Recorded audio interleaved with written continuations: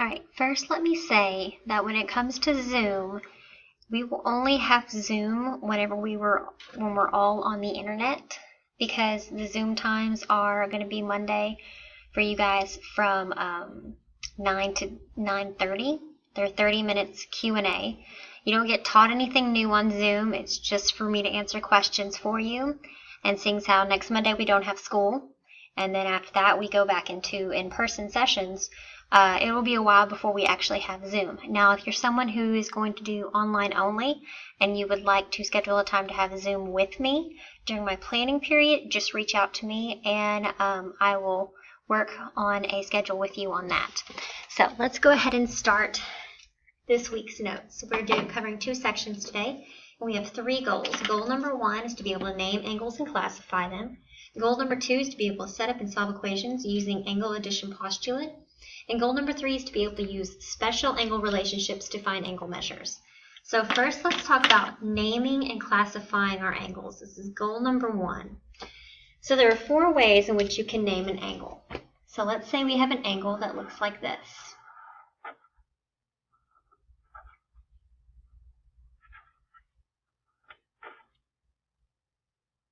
Okay, so the first way you can do it is traveling down the angle. So you can name this angle if you travel down A, B, C. Another way is if you travel up the angle. So if you start at the bottom of the angle and travel up, it would be C, B, A. Another way you can name it is just by its turning point, where the actual angle happens. So that would be B here. And the last way you can also name an angle is if there is a number on the inside. This is the name of the angle. So this could also be angle 2. Now on your assignment, and I made it all multiple choice, so hopefully that makes things better for you guys. Name the angle. So choose the wrong name for the following angle. So this is exactly a question you will see on your homework, okay? So I notice if we go from traveling down, we have angle MLK. We travel up, we have angle KLM. If we're just talking about the point that it turns, that'd be angle L. If we're talking about the number on the inside, it'd be angle 3. So let's see. Angle 3, angle L, MLK, but look right here, angle K. That is not an option. So that's what your answer would be if this was your homework question. BT Dubs, it is a homework question. All your examples I have today, I tried to take exactly from your homework that you have. All right, moving on. Now, continuing on with goal number 1, 4 ways to classify angles. We have acute, right, obtuse, and straight. If it's acute, it's going to be less than 90. If it's right, it's going to be equal to 90. That little symbol is degrees. If it's obtuse, it's going to be greater than 90.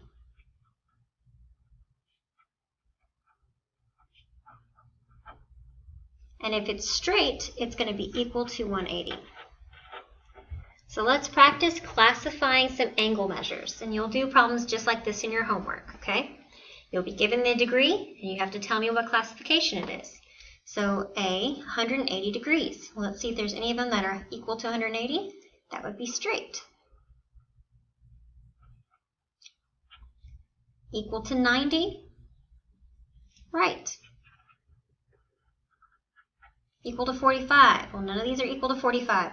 But is 45 less than 90 or greater than 90? Well, it's less than. So that would be acute. And then 145. None of these are equal to 145. Is 145 less than 90 or greater than 90? Well, it's greater, so it would be obtuse.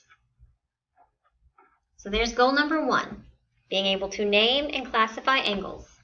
All right, moving on to goal number 2, angle addition postulate. Now, last week we talked about segment addition postulate. Well, this is a lot like segment addition postulate, except for dealing with angles. So we're going to be saying that our entire angle, remember we know how to name them now. We're going to always name, I like to, from top to bottom. So that would be angle A, B, C is equal to, and then if you notice there's 2 small angles that create it. So starting from top, stopping in the center, That'd be angle ABD plus our next angle, where we stopped to where we want to go, angle DBC. Now, angle addition can sometimes be a little bit more confusing, especially in the segment addition. So just make sure you practice breaking it down into 3 parts, the whole part and the 2 small parts, so that you can see how to do this, okay? All right. Now, again, I took examples directly from your homework. All right. So we're told if the measure of PQR, so going from P to Q to R, so this would be the whole thing, is 140 degrees. And we want to solve for x here. So then it says, all right, so our next one is going to be the measure of M. So from M to Q to R is x plus 75. And P to Q to M is going to be x plus 85. All right, so we're going to take our whole thing. So what's the whole thing equal to? Well, it's 140. Is equal to our 2 smaller parts added together. So our first one is x plus 75 plus, I think my pink pen is running out, so I might not be able to use it very long, x plus 85. Oh yeah, it's definitely running out. That looks poopy. I'll just use that. All right, now it's all about combining like terms and solving the algebraic expression here. So here's our equal sign. I have 140 over here, nothing's happening to it. Let's combine our like terms here on the right side. So we have x plus x, which gives us 2x. And we have 75 plus 85. Remember, there is a calculator app that I put on there for you. That gives us 160. All right, now, in case you're a little weak on your algebra right now, which is absolutely fine, it's normal. Remember, to solve for x, we want to go farthest away to x and do the opposite.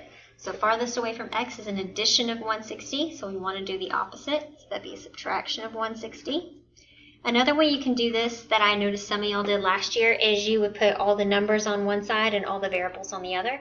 You can do that as well. Just remember that if you move this 75 and this 85 over here, you have to subtract them. They have to turn into opposites to cross that equal sign, okay? You'll get the same answer. That leaves us with negative 20 over here. All right, now how do we get x by itself when a 2 is written right next to it? Well, this is considered multiplication. So what is the opposite of multiplication? Well, that would be division.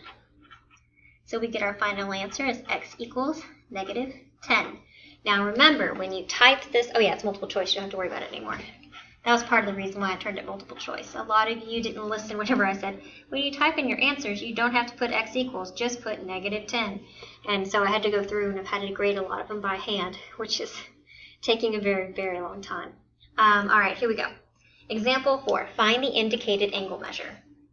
So they want us to find the measure of EFG. So we want to know from E to F to G. So we want to know the whole thing. Well, here's my little shortcut. If you want to know the whole thing, you add. So if you want to know the whole, you add. If you wanted to know a small angle, so if you wanted to know part, so let's say it wanted to know what was EFJ, just this little part right here. If you wanted to know part, you would subtract. Okay, now if you prefer, you can set up the angle addition statement like what we did up here. Or if you want to use the shortcut, you can. All right, so since we want to know the whole thing, we're just going to add. So we know one of our small ones is 89, and our other small one is 66. So we're going to add them. So we're going to go 89 plus 66, and we get 164. So the measure of angle EFG is 164 degrees. Okay? All right. That's all of goal 2.